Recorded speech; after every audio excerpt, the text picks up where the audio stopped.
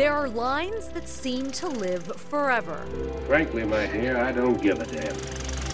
And images hard to forget. Behold his mighty hand! For more than 100 years, movies have sparked imaginations around the world. When you think of silver screen legends, you might think of Hollywood, California.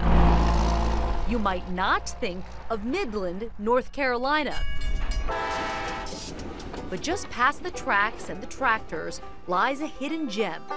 Outside this aging building, located in a backyard, in an out-of-the-way community, you'll find a few rusty clues to the Tinseltown treasures being kept alive inside.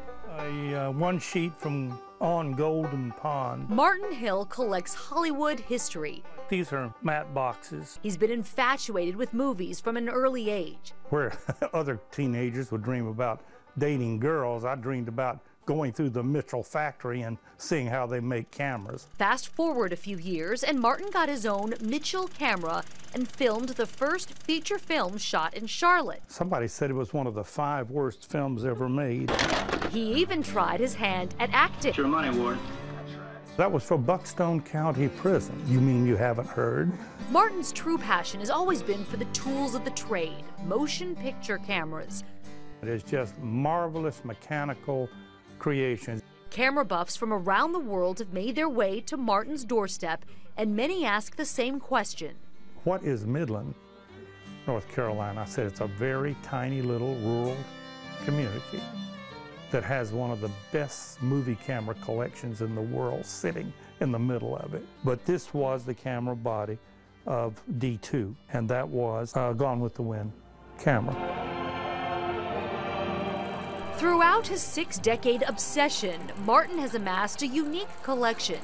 He's been buying up cameras and equipment from major studios like Paramount and Universal, some of which were marked as scrap and destined to be lost forever. Word got out to the industry that this hick from North Carolina was buying these dinosaur cameras that were no longer being used.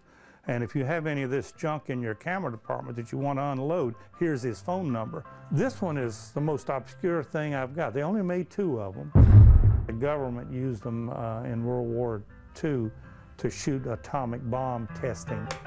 Much of his collection has what he calls provenance. In other words, they shot something. They filmed a certain actor or actress. They shot all the Shirley Temple stuff. This camera, according to our research, was the primary on Star Trek. The big one down there worked on 2001. One of his favorites is this Mitchell VistaVision camera used to film a cinematic classic. This camera was the primary camera used on the 10 Commandments. I've got one great shot of DeMille. He's sitting in a chair right next to this camera. It's fascinating because I'm a filmmaker and some of the greatest films of all time have been made with these cameras. So fascinating, Joanne Hawk is working to tell Martin's story in a documentary. I think the whole world needs to see this stuff. What's amazing is he had an understanding the inherent value of something. What other people deemed as scrap or junk, Martin said, that's collectible. The building is actually starting to cave in under the weight of movie cameras. The cameras are a business and a hobby for Martin. He's bought and sold many through the years, but he's been able to hold on to his most iconic cameras. The Chaplin camera was, again, just plain luck. That's Charlie Chaplin, the silent film era legend. Martin owns Chaplin's personal camera, the one used to shoot many of his films, including The Gold Rush.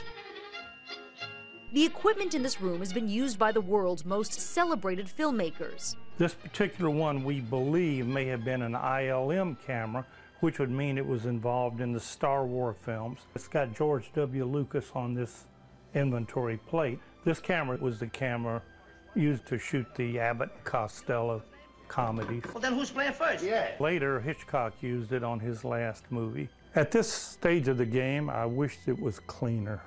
Martin doesn't claim to have the tidiest collection. I have a really eloquent technical knowledge of the equipment. Putting it in a clean spot on the floor, that is a problem. But you won't find another like it in the world. This place kind of speaks to you. If you sit quietly and listen, you can hear action. and you can hear some of those amazing lines. Some of those memorable lines in motion picture history were set in front of these lenses.